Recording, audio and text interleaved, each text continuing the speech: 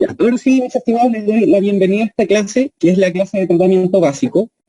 La gracia, como les comentaba en un inicio, es que aquí vamos a ver cuáles son los principales diagnósticos que ustedes tienen que hacer o cómo hacer un tratamiento básico que es parte de su ficha clínica. ¿Ya? Recordar que el tratamiento normalmente se divide en dos partes, uno que es el tratamiento básico y el otro que es el tratamiento restaurador o rehabilitador, que lo tuvieron en la clase con el doctor Parra hace una semana, creo.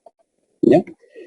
La gracia del plan de tratamiento básico es que va a tener un enfoque que tiene que realizarse con ciertas características, ¿ya? Este enfoque principalmente es un enfoque a una resolución integral del problema, no solamente a un problema puntual. Es decir, que si nuestro paciente dice, o pusieron ustedes en la ficha que el paciente acude por un dolor de dientes, ya no solamente nos vamos a enfocar en resolver el problema del dolor de dientes, ¿cierto? Sino que vamos a hacer un diagnóstico total o integral de cada uno de nuestros pacientes. Si es que el paciente también tiene periodontitis, tenemos que solucionar esa periodontitis o gingivitis. Si es que hay que hacerle rehabilitación o solamente hacerle sellante, aplicación de flúor, etcétera. Sino que es ver al paciente de una manera integral. Lo otro es que la gracia de este tratamiento es que tiene estas características que tiene que ser ordenado, secuencial y lógico. ¿Ya? ¿En qué sentido ordenado, secuencial y lógico? En el sentido de que no vamos a comenzar primero a hacer una restauración o a hacer un sellante si es que todavía no hemos disminuido la inflamación de las encías, ¿ya? Por eso, cada vez que ustedes lo planteen, tienen que plantear técnicas de cepillado, eliminación de irritantes locales, por ejemplo el tártaro, restauraciones defectuosas, y después empezar a hacer sellante. ¿Ya? A eso se refiere con esta parte que es ordenado, secuencial y lógico. Otra característica es que tiene un enfoque que es multidisciplinario e interdisciplinario. ¿Alguien sabe lo que significa multidisciplinario e interdisciplinario? Interdisciplinario es que varias ramas de la misma disciplina. ¿Ya? ¿Alguien está de acuerdo con eso?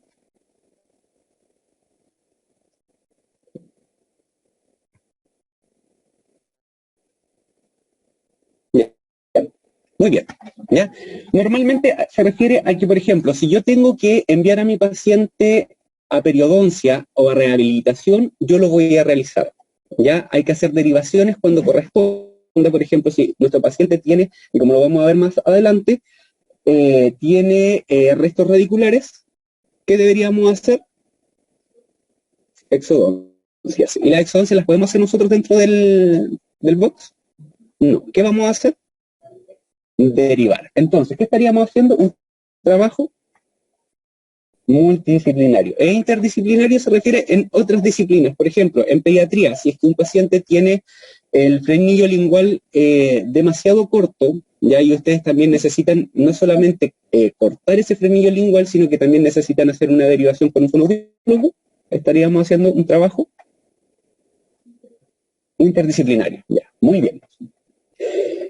Bueno, ¿cuál es el objetivo central de este plan de tratamiento? Recuperar y mantener la salud en general, ¿ya? Y como dijimos en un principio, de manera integral. Recordar, y ahí hay una notita, para que no lo olviden nunca, ustedes no pueden generalizar un plan de tratamiento, es decir, a todos los pacientes les vamos a hacer lo mismo. No, porque la característica es que además es independiente y único para cada paciente de acuerdo a sus necesidades, ¿ya? Bueno, ¿de qué depende un buen diagnóstico y por ende un plan de tratamiento exitoso? Depende de varios factores, como ven aquí en este diagrama. Por ejemplo, de un buen examen extraoral, ya que son las primeras partes de la ficha, de un buen examen oclusal, la verificación de malos hábitos, de un historial clínico, de una anamnesis, del estado sistémico del paciente y del examen intraoral. Todas estas características, ya, incluso me faltaron algunas, son las que ustedes ven dentro de su ficha, ya, y es por eso que se le recalca tanto la importancia cuando ustedes la están realizando, ya. Ninguna parte de la ficha, entre comillas, está de más, ya, para que eso lo tengan claro. ¿Por qué? Porque si nosotros obviamos alguno de estos parámetros, lo más probable es que nuestro plan de tratamiento no sea exitoso. ¿Hay algún asiento por ahí desocupado para su compañera que no se quede de pie? Está por acá. Ya. Entonces, yo aquí me quedo con una cita de una autora, ¿ya? Que dice, el plan de tratamiento bien organizado y basado en el diagnóstico certero del paciente favorece el éxito desde el comienzo, evitando repetición del tratamiento con la inherente pérdida de tiempo, dinero y la pérdida de confianza por parte del paciente, ¿ya? En resumidas palabras, si ustedes realizan un buen diagnóstico, un diagnóstico que sea preciso y acucioso, ¿ya? Lo que vamos a lograr es que no vamos a tener que repetir los sellantes, ¿ya? Que no vamos a perder dinero. Ahora actualmente ustedes no administran, por ejemplo, la compra de las cosas de la COA, pero sí cuando sean profesionales y cuando tengan su propia clínica o tengan a cargo la administración de un CESFAM, ¿sí? Lo que yo siempre les digo a los que les ha tocado conmigo, economía de repente es riqueza, ¿ya? Así que en ese sentido tenemos que ser bastante precavidos de no perder materiales, ¿ya? Porque hay materiales que son súper caros y que no los vamos a estar gastando porque sí, porque o hicimos una mala planificación, o hicimos un mal procedimiento, etcétera, ¿ya?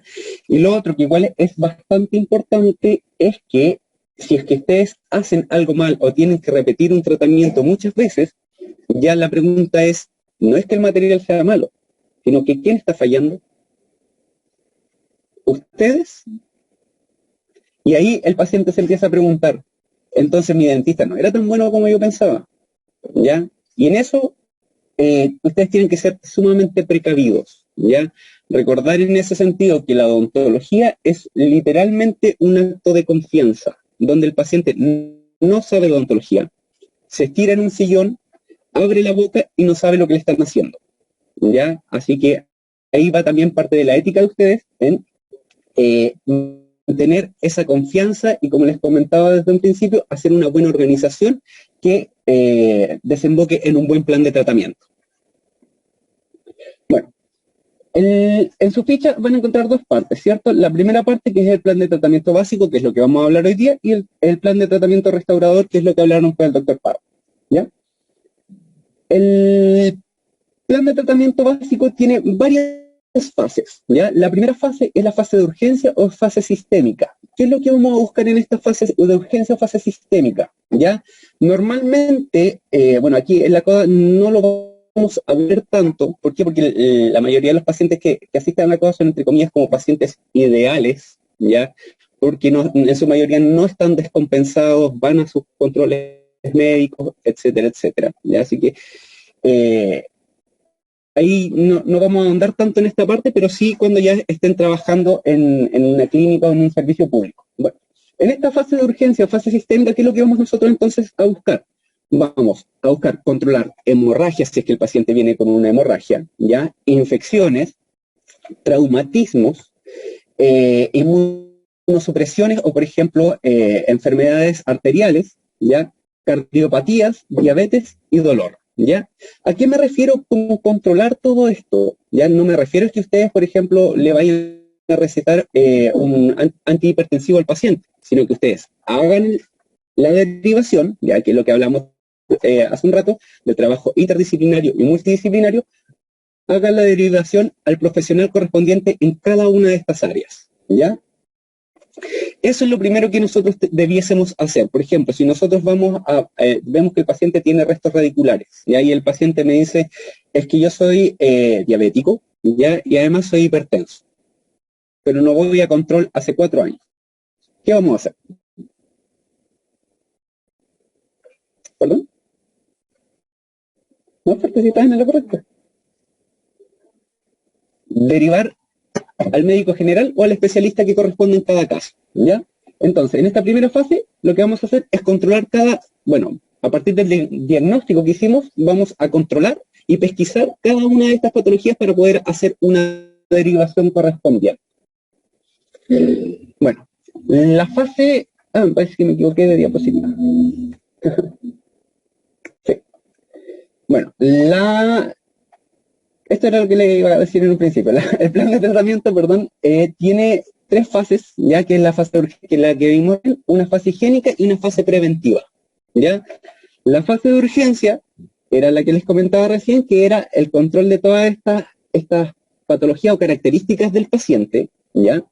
La fase higiénica se va a enfocar principalmente a varias cosas, ¿ya? Primero, la eliminación de irritantes locales, ¿ya? En la eliminación de irritantes locales nos vamos a encontrar con la exodoncia de restos radiculares, ¿ya? En este sentido, hay varias cosas que considerar antes de saber nosotros si es que vamos a conservar un resto radicular o literalmente ya lo vamos a sacar, ¿ya? ¿De qué depende? Depende de evaluar la viabilidad de rehabilitación, ¿ya? Es decir, nosotros vemos este resto radicular y decimos, ¿sabéis que no? Definitivamente este resto no es posible rehabilitar, ¿ya? Otro es el nivel de destrucción del tejido duro. Si el tejido duro ahí está muy destruido, ya definitivamente no pensamos en rehabilitarlo y vamos a hacer la extracción, ¿ya?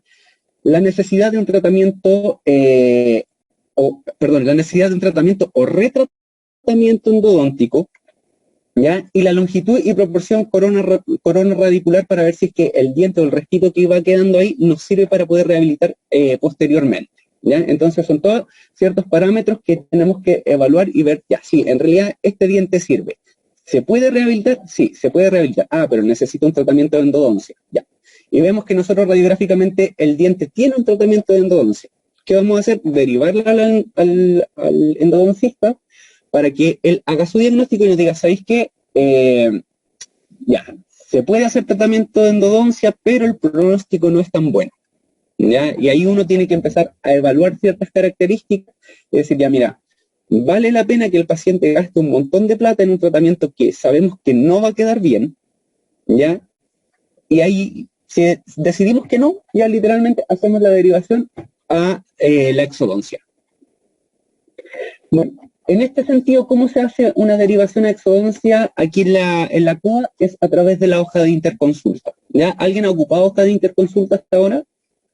No. Ya, la van a tener que ocupar.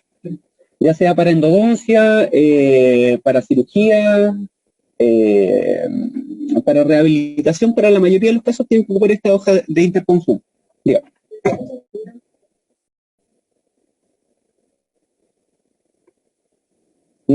A ver, en el caso médico, ya en primera instancia siempre el médico general, porque nosotros no podemos diagnosticar. O sea, podemos diagnosticar, podemos saber un diagnóstico, pero no podemos recetar nada. Ya la primera instancia es enviar al paciente al médico y que el médico diga, ¿sabes qué? Si esto lo puedo tratar yo como médico general o no, definitivamente necesito de un especialista, ¿ya? Porque depende también de la gravedad de la patología, etc. En el caso de odontología, nosotros sí podemos derivar al tiro especialista, ¿ya? Porque es como que nosotros, entre comillas, fuéramos como el símil del médico general como odontólogo general. Y ahí empezar a derivar a especialistas, es decir, claro, yo esto sí lo puedo realizar como un odontólogo general, no es necesario que lo derive al endodoncista, ¿ya? O no es necesario que lo derive al maxilofacial. En su caso, ustedes todos lo tienen que derivar, ¿ya? Porque no pueden hacer endodoncias todavía, no pueden hacer cirugías todavía, ¿ya? Así que, en ese sentido, todo a derivación. No sé si se responde ese punto. ¿Sí? Ya. Entonces, esta hojita la van a encontrar principalmente en ventanilla, para que la vayan conociendo y después la pueden ir rellenando con cada uno de sus tutores, ¿ya? Ya. La segunda fase, que es la fase higiénica, ya consta de dos partes. La primera es la eliminación de irritantes, ¿ya? Ay, ¿por qué tengo las diapositivas? Sí, les configuro, porque este cuenta que se ha derivado antes. Ya. Estas de dos partes, eliminación de irritantes locales, voy a empezar a adelantar un poco, y educación en salud oral y control de biofilm, ¿ya? Como les contaba, la primera parte de la eliminación de los irritantes locales es la exodoncia de estos restos radiculares, ¿ya? La eliminación de irritantes, en este caso, eliminación de cálculo supragingival y biofilm. ¿Y cómo vamos a determinar nosotros la necesidad de tratamiento? Ustedes lo hicieron en su ficha a través del diagnóstico. ¿Cómo determinamos la necesidad de tratamiento periodontal? Con un PCR, ¿cierto?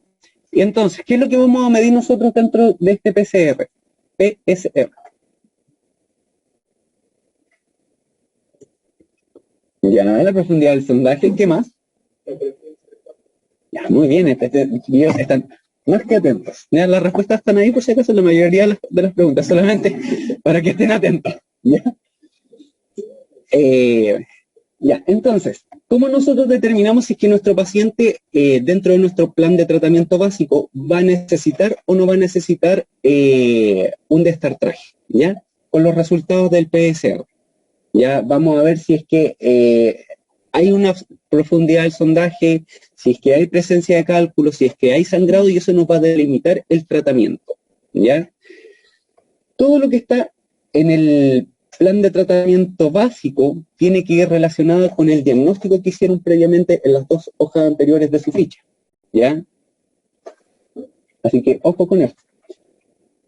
Bueno, otra cosa que tenemos que tener en cuenta dentro de la eliminación de irritantes locales es la modificación de restauraciones defectuosas. ¿Ya? Estas restauraciones defectuosas las podemos evaluar de forma clínica, como se ve en la imagen de, en su caso, más a la derecha, ¿ya? O de forma radiográfica. Por ejemplo, ¿alcanzan a ver algo ahí? ¿No? ¿No? Ya, pero hablen, pues. Todavía no he desarrollado el poder de leer la mente. Ya. Por ejemplo, ven un pedacito que sobresale desde todo, por ejemplo, desde la raíz hasta la corona se ve una línea relativamente homogénea, pero aquí hay un pedacito de algo, ya que en este caso lo más probable que sea de un material de restauración, Doctor, que está sobresaliendo. Dígame. disculpe que lo interrumpa, doctor Rojas, pero en la clase de planificación del tratamiento restaurador vimos todo lo que tenía que ver con las restauraciones preexistentes, con lo que tenía que ver con las restauraciones desbordantes, sobrecontorneadas, rugosas, así que eso ya lo manejan. Ay, por eso no me querían responder, ¿eh? Ya. Le acabo de sacar todo el rollo. Muchas gracias, doctor Parra. Entonces esta parte la vamos a saltar. No, no. Entonces la vamos a pasar un poquito más rápido. ¿Ya? Muchas gracias, doctor Parra, por su acotación. Ya. Entonces, como ustedes ya lo vieron, díganme, ¿qué es lo que ven? Hagámoslo el caso inverso. ¿Cierto? Pues me imagino que estudiaron. Ya. Siguiente caso. Lo mismo. ¿Ya? Restauración desbordante, que se puede evaluar de manera radiográfica o ya directamente de manera clínica. ¿Ya? Más adelante van a ver cómo hacer las modificaciones de cada una de estas restauraciones, que lo van a ver en sus otras 3 clases que les quedan de tratamiento básico. Bueno, otra cosa importante que tenemos que hacer es la inactivación de caries. Pero antes de empezar a hablar de inactivación de caries, vamos a hacer un pequeño repaso, ¿ya? No sé si se acuerdan o si lo vieron, o lo más probable es que lo hayan visto, ¿ya? Que cuando hay una lesión de caries se pueden distinguir 3 tipos de tejido, ¿ya? Que es el tejido afectado, infectado, ¿sí? ¿Lo vieron? Vamos a volver a primero, ¿eh? O a segundo. Eso tendrían que haberlo visto, pero lo vamos a recordar. Eso lo han visto en las clases de cariología que tienen en el campo virtual, doctor. A ver. Ya, gracias, doctor, nuevamente. ¿Ven? Se nota que no han estudiado absolutamente nada. Salieron pillados. Ya. Entonces, volviendo a nuestras hermosas clases de cariología, solamente para recordar, dentro de una lesión de caries vamos a encontrar diferentes tipos de tejido, ¿ya? O diferentes tipos de afectación del mismo tejido, ¿ya? Primero, vamos a encontrar un esmalte que se encuentra cavitado, ¿ya? Luego, ¿qué debiese venir? Ya, la dentina, sí, pero dentro del proceso de caries. Ya, una dentina infectada. Después,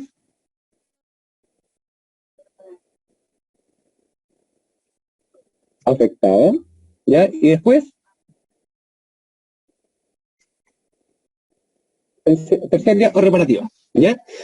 Más o menos, eso es lo que ustedes se tienen que imaginar cada vez que vean una lesión de caries, ¿ya? En este sentido, ustedes lo que tienen que aprender a desarrollar es tratar de imaginar todo lo que hay detrás de cada uno de los procedimientos que están haciendo, ¿ya? ¿Por qué? Porque no me sirve de nada que sepan solamente efectuar el tratamiento de una forma casi técnica, ya en el sentido de seguir los pasos uno tras otro, si no saben qué es lo que hay detrás. ¿Ya? Recordar, por eso tienen clases de histología, de fisiología, anatomía de cabeza y cuello, de cardiología, etcétera. ¿Ya? Siempre recordar qué es lo que hay detrás. ¿Por qué? Porque en el caso de que ocurra algo, ya que ustedes no preveían dentro de su maniobra técnica, ya ustedes sepan por qué pudo haberse producido eso y cómo detenerlo. ¿Ya? Ya. Entonces, después de ver de ese lindo recordatorio, otro factor de eliminación de irritantes locales es la inactivación de caries. Ya que igual lo van a ver más adelante cuáles son los protocolos y los procedimientos, pero más o menos para que tengamos una idea. En esta eliminación de caries nosotros solamente vamos a inactivar las lesiones de caries activas cavitadas. Dígame, cámelo. ¿Alguno? Es que, disculpe, ¿puede volver a la diapositiva anterior? Le quiero hacer una pregunta. Todo lo que quieran, no te cobran. Por favor. Dígame. Es que, por ejemplo, ahí, ¿hasta qué parte uno haría la cavitación? ¿Hasta que encuentre tejido reblandecido? De ahí, el tejido sano ya no. O sea, no debería ser el tejido sano, pero solamente tiene que ser hasta el tejido que esté reblandecido. Exactamente, ya. Y eso lo vamos a hablar ahora.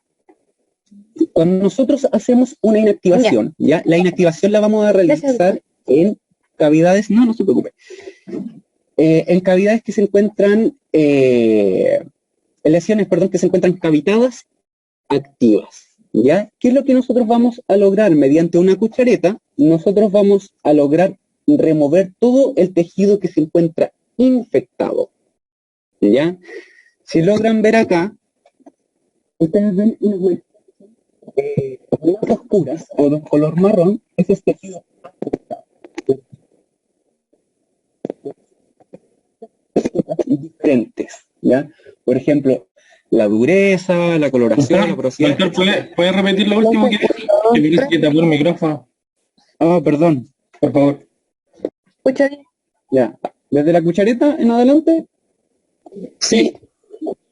Ya, entonces, retrocedamos. ¿Cómo lo vamos a hacer nosotros? Mediante una cuchareta. ¿Cuál es la finalidad de esta inactivación de caries? Es remover todo el tejido que se encuentra infectado y no afectado. Y es lo que yo les comentaba recién, que son esas manchitas de coloración un poco marrón, ¿ya? Que es ese tejido afectado. Bueno, ¿cuáles son las funciones de esta inactivación de caries? Primero, como les comentaba, es que las vamos a realizar, de esta inactivación de caries. Lo que vamos a hacer, las vamos a realizar en lesiones dentinarias cavitadas activas, ¿ya? Y la función va a ser disminuir los nichos bacterianos, impedir que la población, impedir la población bacteriana o la repoblación de estas colonias bacterianas o de este biofilm sobre la superficie. Vamos a disminuir las superficies irregulares porque vamos a sacar todo el tejido que se encuentra infectado, y además en el caso del esmalte vamos a remover todo el esmalte que se encuentra sin sustento, ¿ya? Vamos a estimular la formación de dentina reparativa y además a estimular al desarrollo de una respuesta inflamatoria de tipo inmunitario. ¿Ya? ¿Se entendió eso? Ya.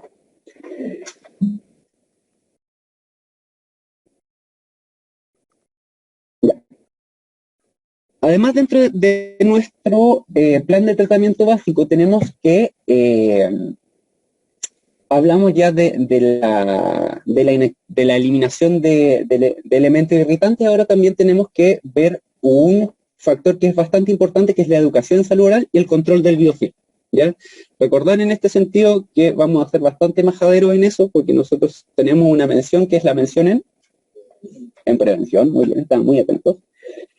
Y es de suma importancia, ¿ya? En odontología la gracia no es solamente tratar en la rehabilitación, sino que también es perpetuar la mantención del paciente, y en este sentido a través de la prevención.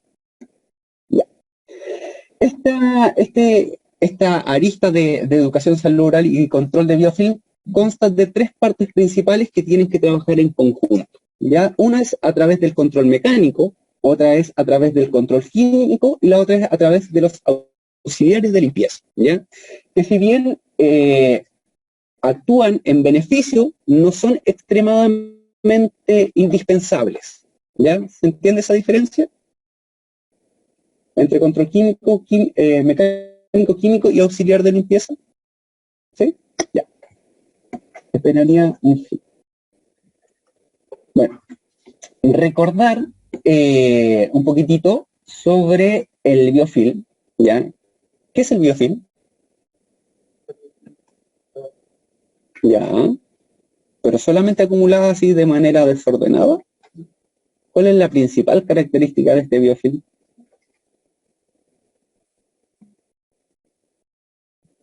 Ya, tiene una adherencia, sí. ¿Qué más? ¿Será así? ¿Las bacterias se distribuirán así? ¿Sabes que a mí me dieron ganas de ponerme aquí y me quedé? ¿O tendrán un orden? Ya, por ahí va la respuesta. ¿Tendrán un orden o no? ¿O será así, por azares de la vida, las bacterias quedaron ahí, otras quedaron ahí? Ya, se agrupan en colonias, pero la gracia de este biofilm, ya, es que, por ejemplo, si ustedes ven los dibujitos acá, ya, es que se agrupan de manera ordenada. Las bacterias que son aerobias, más externas, la gracia es que tienen Doctor, no se escucha. Profesor, tapó el micrófono. Sí, doctor, otra vez tapó el micrófono, no se escucha nada. Perdón. Ya. Gracia es que se encuentra, este biofilm se encuentra organizado, ya tiene una adhesión y además se produce un transporte de nutrientes, ya. A diferencia de otras acumulaciones de bacterias, el biofilm está organizado. Ya, literalmente es como que ustedes se lo imaginen como una especie como de población o como una villa organizada dentro de cada uno de los dientes, y la gracia de esto es que las que están más externas ya es porque a ellas les gusta estar de esa manera más externa, es decir, que son aerobias, y a las que son más anaerobias se van a ir metiendo hacia la profundidad del biofilm, ¿ya? Y lo otro es que producen este transporte de nutrientes. Las que están más externas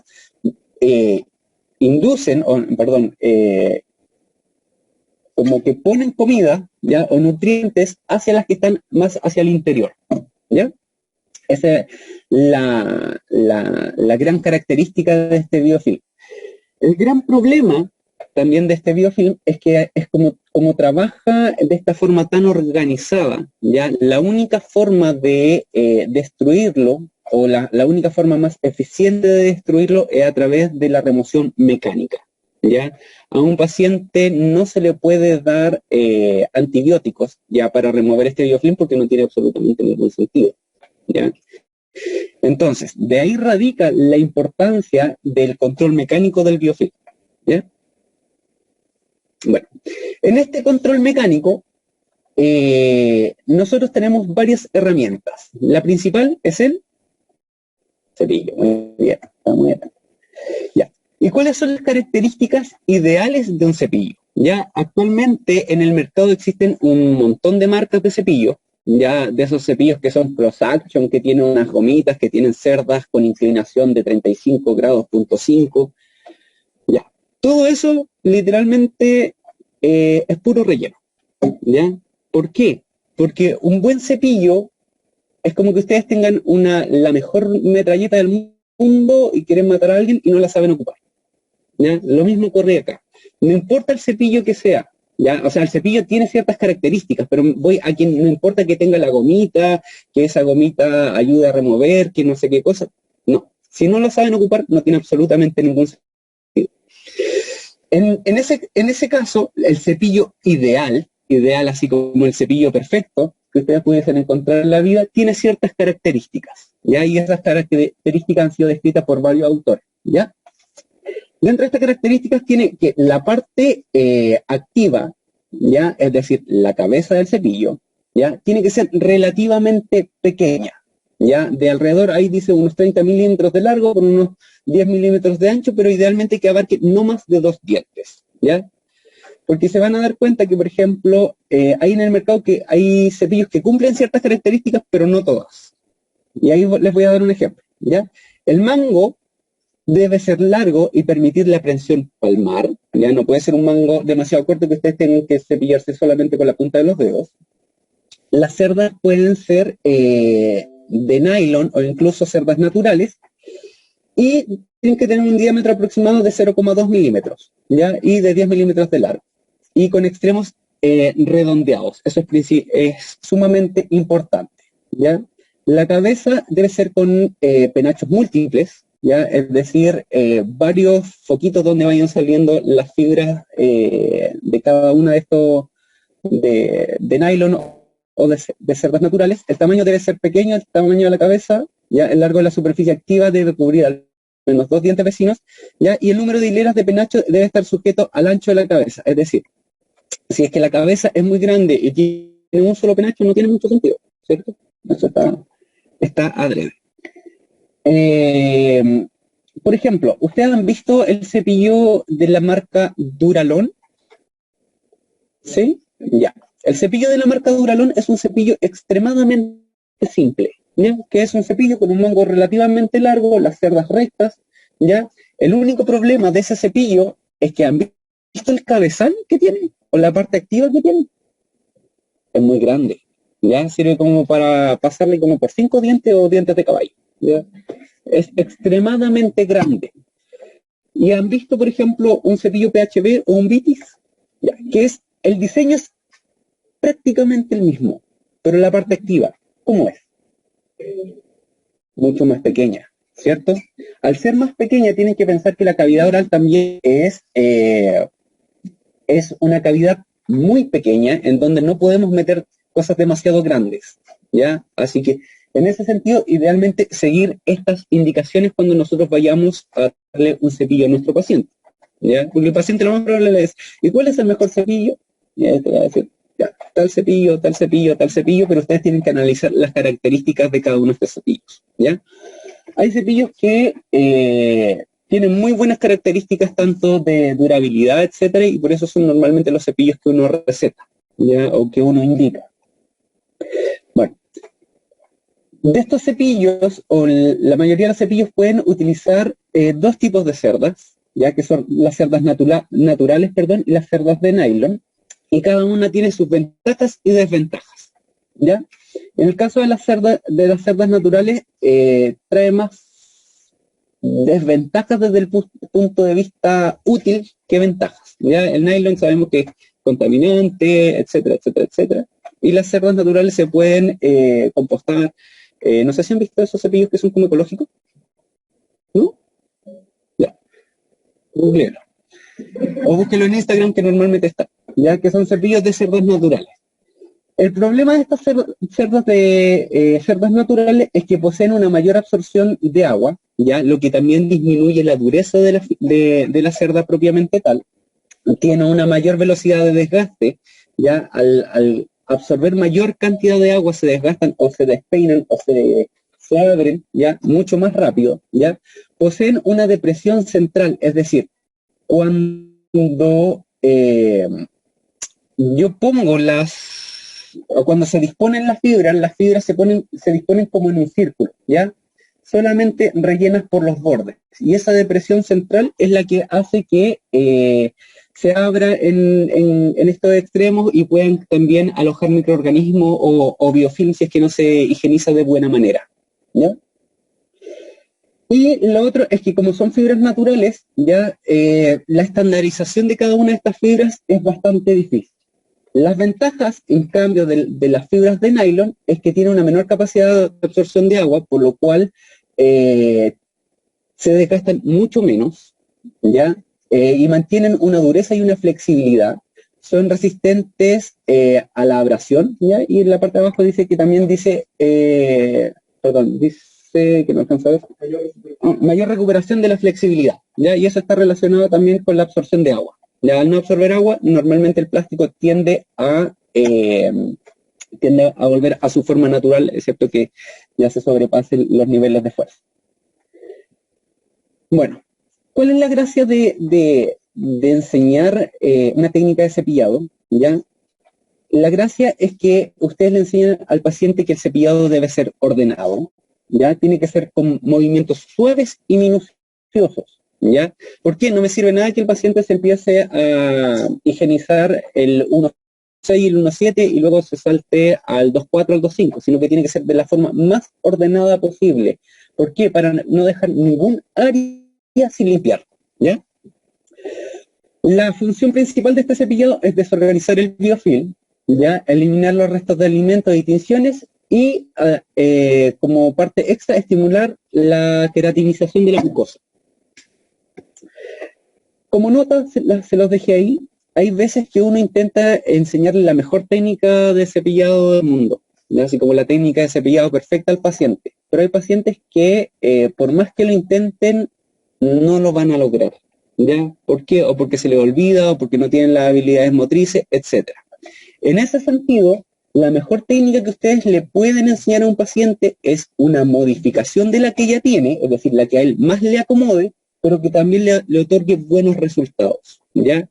No es necesario que ustedes le digan al paciente, no, es que usted se va a cepillar con una técnica de base modificada, etcétera, etcétera. No, sino que al mismo orden que él tiene, hacer las modificaciones correspondientes según las técnicas también que uno conoce, ¿ya? Para que lo tengan en cuenta. Bueno, otro punto importante del control mecánico son los hilos, cintas y las sedas superfloss, ¿ya? Cada una tiene sus características y mayoritariamente tiene una indicación, ¿ya? El hilo normalmente son de filamentos trenzados, ya que se ocupan aproximadamente 35 filamentos que pueden ser de nylon o de seda. Pueden tener una presentación con cera o sin cera, que depende mucho del tamaño o de qué tan juntos estén los dientes o qué tan cerrado esté el espacio interproximal, ¿ya? O el punto de contacto, qué tan fuerte sea el punto de contacto, ¿ya? Está principalmente indicado para espacios pequeños, ¿ya? Y su principal desventaja es que se puede deshilachar o romper. En el caso de la cinta ya es mucho más ancha, aproximadamente de 1.5 milímetros, ¿ya? Viene también en presentación con cera o sin cera y son normalmente de un solo filamento, que puede ser de nylon o de politetrafluoroetileno, ¿ya? Y la gracia del politetrafluoroetileno es que ayuda a que pase mucho más fácil por el punto de contacto, ¿ya? Pero también eso lo hace que sea más caro. Y la principal indicación es para espacios interproximales amplios donde el punto de contacto no esté tan marcado. Por último, existen estas sedas que se llaman superfloss, que son sedas específicas o especializadas, ¿ya? La gracia es que tiene 3 porciones. Imaginen, ¿alguien ha visto la superfloss? ¿Sí? ¿No? Ya. La superfloss literalmente es un trocito de seda, ya más o menos así, que viene cortado y que viene como 50 trocitos de esta seda. La gracia es que trae 3 partes. La primera parte, imagínenselo, tiene una dureza parecida como al hilo de pescar. ¿Alguien ha visto el hilo de pescar? Ya, tiene como esa dureza. Tiene una segunda parte que es una esponja y una tercera parte que es literalmente hilo normal, ¿ya? Y la gracia es que a través cumple la función como la parte dura de los cordones de los zapatos, ¿ya? La parte dura que trae esa parte nos permite pasar la seda por los espacios interproximales y rodear el diente así como si fuese como una toalla, ¿ya? Cumple más o menos esa función. Bueno, y la tercera parte, que es la seda normal, que tiene las mismas funciones anteriores, ¿ya? La parte de esponjita que trae, que es la segunda parte, nos ayuda a arrastrar todo el biofilm que se encuentra en el espacio interproximal, ¿ya? Principalmente, esta seda está indicada para pacientes con ortodoncia, ¿ya? O con prótesis fija singular o plural, ¿ya? Es decir, una corona, ya sea individual o plural, y en pacientes que tienen implantes. Ya. La gran característica que, o idealmente que deben tener estos hilos cintas y superfloss es que tiene que ser de un material que sea uniforme, resistente a la tensión y a la abrasión, y tiene que ser elásticos, ¿ya? Aquí se alcanzan a ver, no quiero tapar nuevamente el micrófono, acá está el superfloss que contiene estas partes que yo le comentaba. Ya tiene esta parte que vamos a pensar que es la parte dura, la parte de esponja, ¿ya? Y la otra parte que es la de acá abajo, que vendría a ser la parte de seda, ¿ya? Bueno, el otro componente es el control químico, ¿ya? El control químico del biofilm lo vamos a utilizar principalmente para evitar la adherencia bacteriana con agentes antiadherentes, valga la redundancia, ¿ya? Detener o retrasar la proliferación bacteriana y alterar la patogenicidad del biofilm. Bueno, dentro de estos encontramos los centríficos, ya con diferentes porcentajes de flúor, con agentes desensibilizantes, por ejemplo, el acetato de estroncio, carbonato de calcio, el nitrato de potasio, y algunos bacteriostáticos. Ya, por ejemplo, pueden contener triclosan, algunas pastas que traen clorhexidina. ¿Ya? Entonces, en este sentido, hay que conocer cada uno de los compuestos para saber qué pasta indicar en cada uno de los casos. Ya. En el caso de los colutorios, ya las principales familias de colutorios son los que tienen compuestos de amonio cuaternario, ya de fenoles de aceites esenciales, de productos naturales y las bisguanidas. Ya, en el caso de los compuestos de amonio cuaternario está en los que contienen benzalconio y cloruro de cipiridino, ya que son los que se comercializan normalmente, por ejemplo, el Oral-B, el Colgate, tienen normalmente estos dos compuestos, ¿ya? Estos compuestos, ¿cómo actúan? Aumentando la permeabilidad de la pared bacteriana, favoreciendo la lisis de la misma, ya es decir, la destrucción de esta pared bacteriana, y disminuyen también el metabolismo bacteriano, ¿ya? Y junto con eso produce una pérdida de la adhesión. Si bien los mecanismos que son químicos funcionan, pero recordar que la principal forma de eliminar el biofilm es a través de... Ya, perfecto, muy bien, a través de la remoción mecánica. Bueno, dentro de la familia de los fenoles y los aceites esenciales tenemos el fenol, el timol, eucaliptol, mentol, y dentro de los fenoles tenemos también el triclosan, ya que el triclosan me parece que está en un montón de cosas, ¿ya? En el jabón, en las pastas, escuché el teléfono por ahí. Y también en algunos enjuagues, ¿ya? Como les comentaba, el triclosan es un derivado del fenol, ya es incoloro y cristalino, tiene un amplio espectro tanto en bacterias gram positivas, gram negativas, estrictamente anaerobios, esporas y hongos, y la gracia de esta es que interfiere en el metabolismo lipídico, induciendo también la bacteriólisis.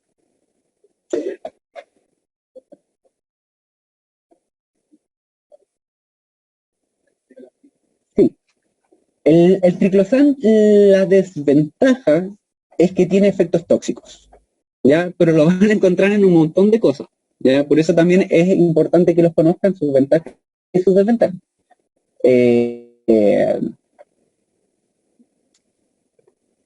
Perdón, ya. En este caso también hay compuestos que son, o colutorios que tienen compuestos naturales, por ejemplo, como la sanguinarina, ya que es un compuesto que se extrae a partir de una planta, que es la sanguinarina canadiense, que es la misma, la fotito que está aquí, ¿ya? Esa es la planta de donde se extrae, es un alcaloide, y su mecanismo de acción todavía no se ha conocido bien, o no ha podido ser clasificado de manera total, pero lo que hace, o cómo funciona, o cómo se ha teorizado hasta ahora, es que aumenta la permeabilidad de la membrana, ¿ya?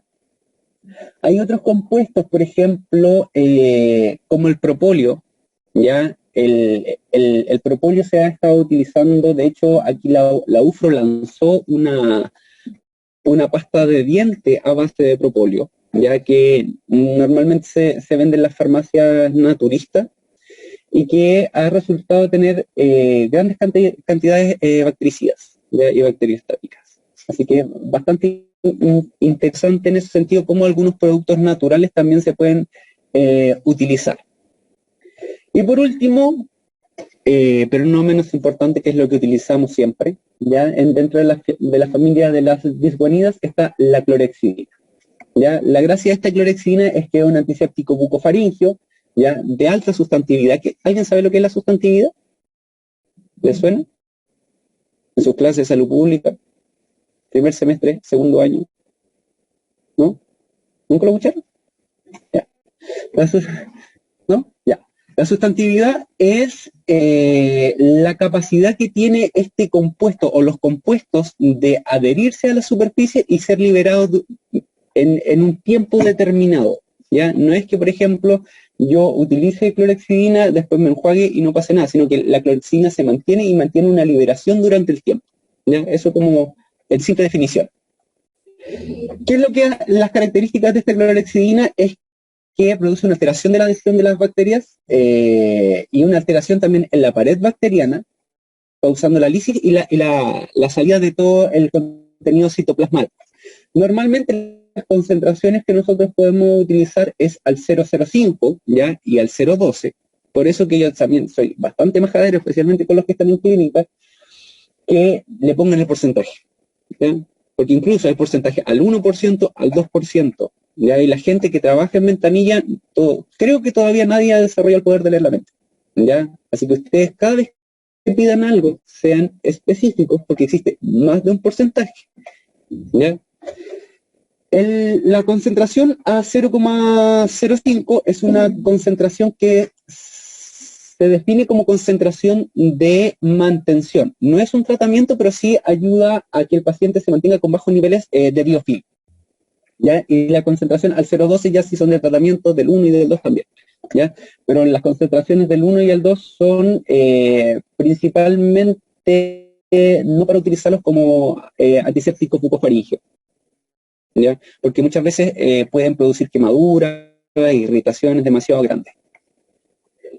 Bueno, dentro de esta remoción del biofilm, control del biofilm, encontramos los auxiliares de limpieza que, como les comentaba hace un rato, no son indispensables, pero sí ayudan bastante, ya que son los reveladores de placa bacteriana o de biofilm, ya dentro de los que encontramos las pastillas, la fuxina, que puede venir en presentación de gotitas, etcétera, o incluso hasta hace un tiempo salió un enjuague que se llamaba el Colgate Magic, ¿ya? No sé si alguien lo vio, lo alcanzó a ver. El Colgate Magic era, me parece mucho, no sé qué tinción tenía, pero la gracia era que funcionaba muy parecido a un revelador de biofilm, ¿ya? Otro auxiliar de limpieza son los irrigadores dentales, ¿ya? Los limpiadores de lengua y los cepillos interdentales. Como no tenemos tanto tiempo, así que no vamos a alcanzar a hablar tanto de eso. Ya. Por último, pero tampoco menos importante, dentro de nuestro plan de tratamiento básico tenemos una fase que es preventiva. Y esta fase preventiva se compone de 3 aristas: los sellantes, ¿ya? La fluoroterapia y el manejo de dieta. Los sellantes, ¿qué son los sellantes?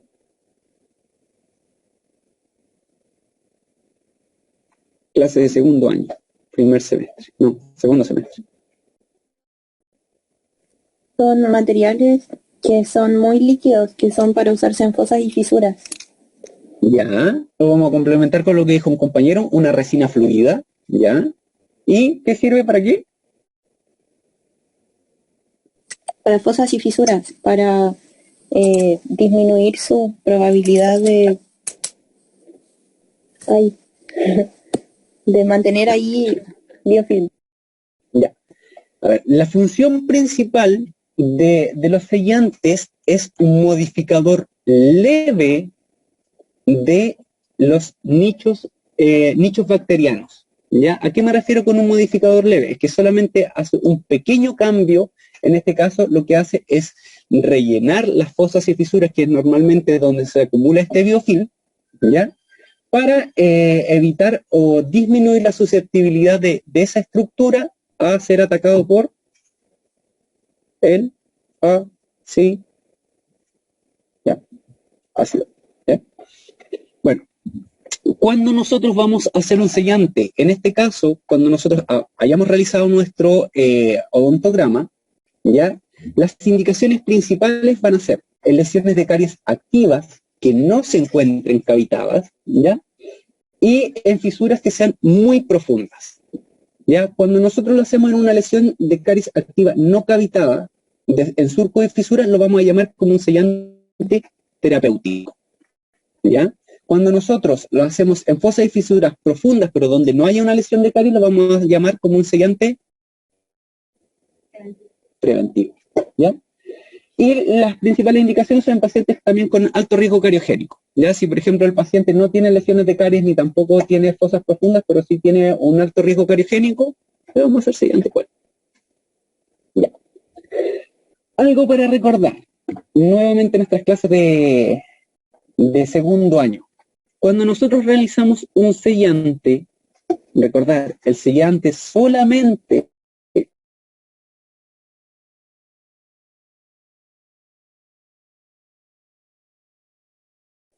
Doctor, no se escucha. Doctor, parece que tapó el micrófono.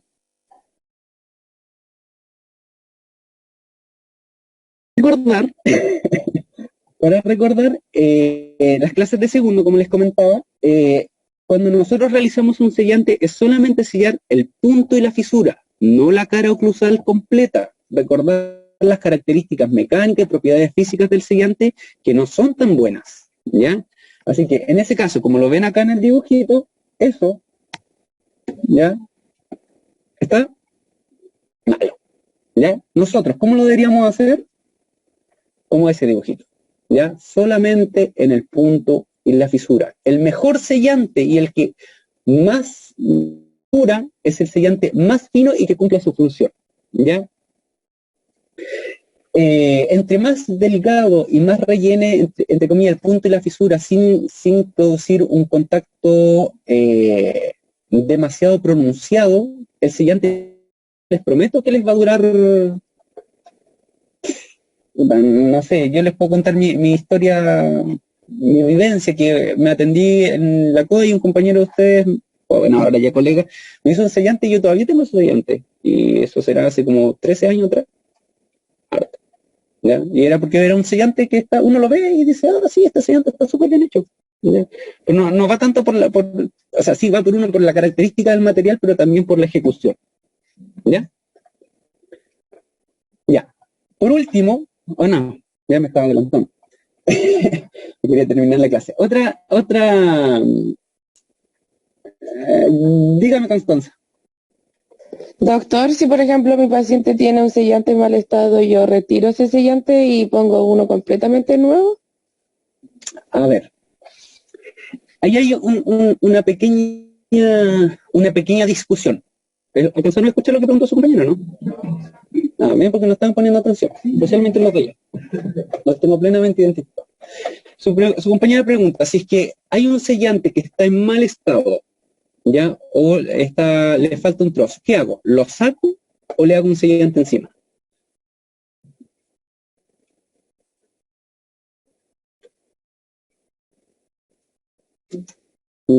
Ya. ¿Quién dice que se saca? Que levante la mano.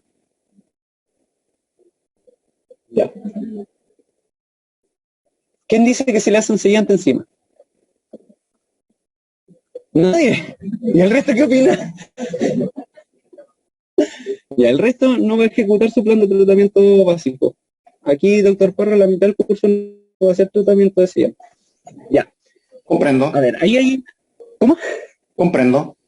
Ya. A ver, hay una pequeña discusión, ya, en el sentido de que, a ver, si ese sellante se fracturó, ahí hay dos formas de pensar. Uno, ya, se fracturó y se fracturó por algo porque puede ser que esté mal hecho. Partamos por ahí. O se fracturó porque ya cumplió la vida útil del material. ¿Ya? Entonces, en ese sentido, hay algunas corrientes que dicen que lo sacan completamente, ¿ya? Porque uno no sabe, es como construir una casa a base de una estructura básica que ustedes no saben lo que es. O no saben qué tipo de material. ¿Ustedes se arriesgarían a construir una casa a base de un radial que hizo otra persona que no saben cómo lo hizo, si es que le puso solamente cemento, le metió pumavía y No, ¿cierto? Ya, esa es una corriente. Y la otra corriente dice, si es que la mitad del sellante se mantuvo en boca y todavía no se ha producido una modificación de ese nicho, ¿será necesario sacarlo? ¿Qué pasa? Solamente lo tapamos, ¿ya? Porque ha permanecido, no, se ha mantenido como modificador del nicho. Así que lo que hacen ellos es literalmente aplicarle sellante encima y nada más. ¿Ya? Esas son como las dos corrientes principales, ¿ya? Pero también depende mucho de ciertas, dígame. Disculpe que lo interrumpa. Solamente para complementar lo que usted estaba comentando, lo que dicen, por ejemplo, los especialistas en cardiología o personas que se dedican a esto, es que cuando se hace la evaluación de los sellantes preexistentes, lo que deben hacer es ver, ¿cierto?, que los márgenes estén correctamente adaptados, que no haya ciertos sitios donde se haya desprendido parcialmente, y siempre, por decirlo así, la primera línea de tratamiento es a tratar de reparar el sellante. O sea, ustedes con la sonda traccionan levemente el sellante. Si sale algo, ustedes simplemente le colocan sellante en el surco que quedó vacío y en el fondo ustedes tienen que traccionar todas las zonas del sellante. Si queda, no sé, la mitad del sellante o un cuarto del sellante y no salió con la simple tracción de la sonda, ustedes lo dejan ahí. No lo vayan a estar fresando ni nada, sino que eso quiere decir que es algo que aguantó la fuerza de la tracción, por ende se deja ahí. Y todo el resto del surco o de los surcos que quedaron sin sellante, se sellan nuevamente. Entonces, cuando ustedes lo planteen en su plan de tratamiento, lo colocan como reparación de sellante. ¿Ya? ¿Ya? ¿Se entendió? ¿O se escuchó? Ya. Lo que decía el doctor Parra, y era un poquito al igual a lo que quería llegar a concluir, la decisión depende mucho de la evaluación clínica. ¿Ya? Si es que el sellante, ustedes lo evalúan y ese trozo de sellante lo traccionan, por ejemplo, con la sonda, y se sale, definitivamente hay que sacarlo. ¿Ya? O si sale completo y hay que hacerlo de nuevo. Pero, por ejemplo, si ese sellante, ustedes lo traccionaron con la sonda, pero por los márgenes se encuentra con un cambio de coloración o con la presencia de una lesión de caries, lo más probable es que eso haya que sacarlo. ¿Ya? Y junto con eso también haya perdido un poco la retención. Lo otro que comentaba el doctor Parra era que cuando uno, si ve un sellante que está parcialmente desalojado, lo que tiene que hacer es la tracción, ¿ya?, del sellante por todos los lados. Ya si el sellante se sale, definitivamente hay que hacerlo. Y lo que queda, se le pone sellante encima. ¿Ya? Porque es decir, que cumplió o resistió como entre comillas, como la prueba de la tracción. ¿Ya?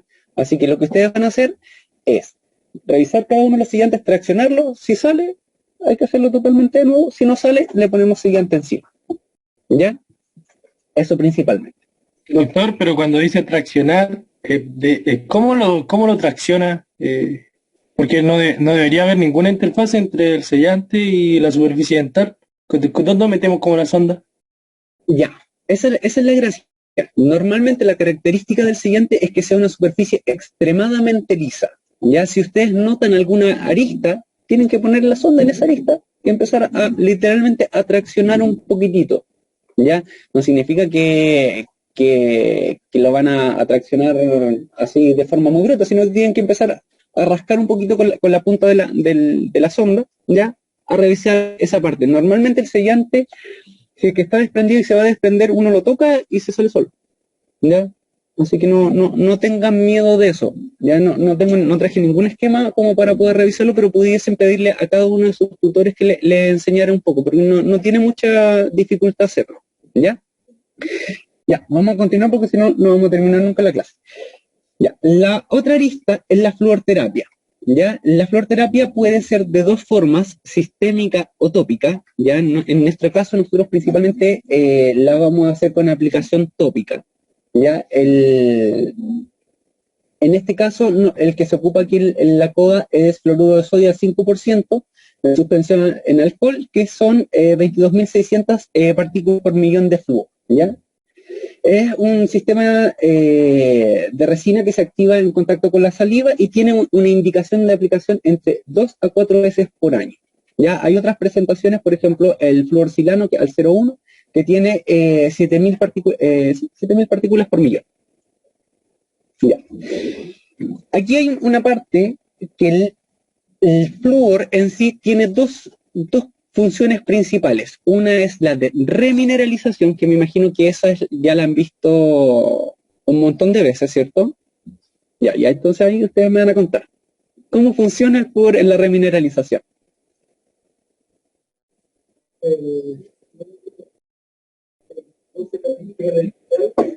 ¿Ya? ¿Ya? ¿Y cuál es la ventaja de la fluorapatita en comparación con la hidroxiapatita normal? Ya, perfecto. Ya, eso como a grandes rasgos. Y también tiene una característica que es de acción bactericida. ¿Ya? Antes de pasar ahí. ¿Alguien sabe cómo es la función bactericida del flúor?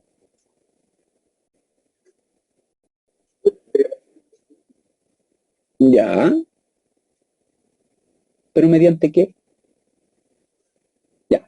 Pero no se preocupen. Si la gracia solamente de esta siguiente diapositiva es venir a exponer un poquito eso que normalmente, o yo que me acuerdo, nunca me lo pasaron y yo dije, ya esto es interesante de repente. ¿Ya? La acción bactericida del barniz de flúor funciona a base de varios puntos. La primera es la inhibición del crecimiento bacteriano. ¿Ya? Lo otro produce una modificación de los metabolismos del carbohidrato, ya a través de la inhibición de una enzima que es la enolasa, y lo que hace esta enolasa es convertir el 2-fosfo glicerato en fosfoenol piruvato, ¿ya? Lo que afecta una de las vías glicolíticas de estas bacterias. Otra es la detención de la síntesis de algunas macromoléculas que son vitales, ¿ya? Para la bacteria, otras que inhiben la adherencia a la bacteria, ¿ya? Si es que a alguien le interesa eso, tengo mucha información, ¿ya? Porque no los quería atiborrar porque no era el trasfondo de la clase, ¿ya? Pero si es que a alguien le interesa saber un poquito más, me escribe un correo y le envío la información, ¿ya? Bueno, ¿quién me habló? Yo, el doctor Parra. Dígame, doctor Parra. Sí, dos cosas. Uno, con respecto al flúor, es súper importante lo que usted les comenta respecto de la acción bactericida y es súper importante que al momento que ustedes le coloquen el flúor a sus pacientes, aparte de las indicaciones clásicas, ¿cierto?, de que no tiene que lavarse los dientes por cierta cantidad de horas, es que cuando se cepille los dientes, lo haga con un cepillo, ¿ya? Porque piensen que con todo esto logramos, ¿cierto?, bajar la carga bacteriana. Entonces, si que los pacientes se vuelven a cepillar con su mismo cepillo antiguo, van a causar una reinfección bacteriana y una recolonización bacteriana. Por ende, perdería todo sentido, ¿cierto?, de la acción bactericida que tiene este flúor. Y con respecto a lo que comentaba sobre la información que tiene, sería bueno que me la pudiese enviar, así yo la subo al campo virtual y quienes estén interesados la puedan descargar y leer. Ya, perfecto. ¿Escucharon, doctor Parra? Ya. Doctor Parra, aquí el grupo de atrás no está poniendo concepto. A ver. Ya, lo que dice el doctor Parra es que una de las cosas importantes cuando ustedes le den la indicación después de la aplicación del barniz de flúor... ¿Está tapando el micrófono, doctor? ¿Ah? No, el micrófono, ya. No, que si no tengo la mano acá. Una de las indicaciones principales o que tienen que tener en cuenta cuando después de la aplicación de flúor es que el paciente tiene que cambiar el cepillo, ¿ya? ¿Por qué? Porque doctor, para aprovechar... parece que está tapando el micrófono. Doctor Parra, ¿me escucha? ¿Me escuchan ahora o no? Sí. Ah, doctor Parra, ahí que mal en internet. Y yo sí le escucho. Ya. La indicación es que la indicación es que le digan a sus pacientes que cuando se cepille los dientes nuevamente después de la aplicación de flúor es que tiene que hacerlo con un cepillo nuevo, ¿ya? ¿Por qué? Porque o si no estaríamos aprovechando estas propiedades bactericidas del flúor, ¿Por qué? Porque nuestro cepillo de por sí ya tiene una cantidad bacteriana o una carga bacteriana, ¿ya? Que es propia del cepillo, y la gracia es no volver a contaminar lo que va a quedar limpio después del destartaje, después de la aplicación de flúor, después de la profilaxis, con algo que ya todavía está sucio. ¿Ya? En ese sentido, es literalmente tomar una escoba nueva para poder barrer el piso nuevo, ¿ya? Y no tomar la escoba que estaba sucia, ¿ya? En este sentido, el cepillo. ¿Ya? Otra cosa importante de esta fase preventiva es el manejo de dieta, ¿ya? Aquí es cuando les tiene que salir todos los nutricionistas que llevan dentro, ¿ya? No. Lo que quiero que quede claro es que esto no es dictar una dieta, ¿ya? No es que nosotros vayamos a decirle, no, sabe que usted no puede comer chocolate, porque yo les pregunto, ¿cuántos comen chocolate? De aquí. Ay, no sé ni por qué, levanten la mano. No, como nadie más va a comer chocolate. No, por ahí sí, eso ya es más creíble. O galletitas. A todo el mundo le gustan las galletitas. ¿Ya? No se trata en ese sentido de ser prohibitivos con el paciente, de decirle, oye, ¿sabes que no puedes comer dulce? ¿Ya? Porque normalmente la gente dice, no, es que los dentistas no comen dulce. Y uno se pone todo contento cuando le regalan un chocolate. ¿Ya? Pero a lo que voy es que es solamente una orientación de lo que nosotros tenemos que hacer, ya con respecto a los momentos de azúcar y a la consistencia de algunos alimentos. ¿Ya? Porque, por ejemplo, no es lo mismo comerse un paquete de galletas, ya que es dulce, que tomarse una leche con chocolate. ¿Por qué? Porque si bien los dos son azúcares, la consistencia de la galleta es mucho más pegajosa que la de la leche, ¿ya? Y en ese sentido, ¿cuántos han comido una tritón? Ya, yo creo que todos, ¿se han visto los dientes después de comerse una tritón? Ya. A eso me refiero con la consistencia, que la consistencia en este caso de las galletas es mucho más pastosa que la de una leche con chocolate, ¿ya? En ese sentido, uno no tiene que ser prohibitivo en el azúcar, ¿ya? Lo otro es, claro, uno puede hacer alguna asesoría de decirle, mira, en vez de que te comas una galleta ahora que no está en la casa, cambia tu colación por una manzana, ¿ya? O, no sé, ahí yo, por ejemplo, en el caso de mi sobrino, ahora no sé, en el colegio les pedían así como ya, hoy día tienen que traer palitos de zanahoria. En mis tiempos no ando así. Pero ahora sí les piden palitos de zanahoria, bastoncitos de apio, cosas así bastante saludables. ¿Ya? Bueno, a lo que quería llegar, por ejemplo, con esta imagen, es que no es lo mismo comerse una barrita de chocolate, ¿ya? O una galleta tritón, que por ejemplo comerse una manzana. ¿Por qué? Porque la consistencia de los alimentos es diferente, ¿ya?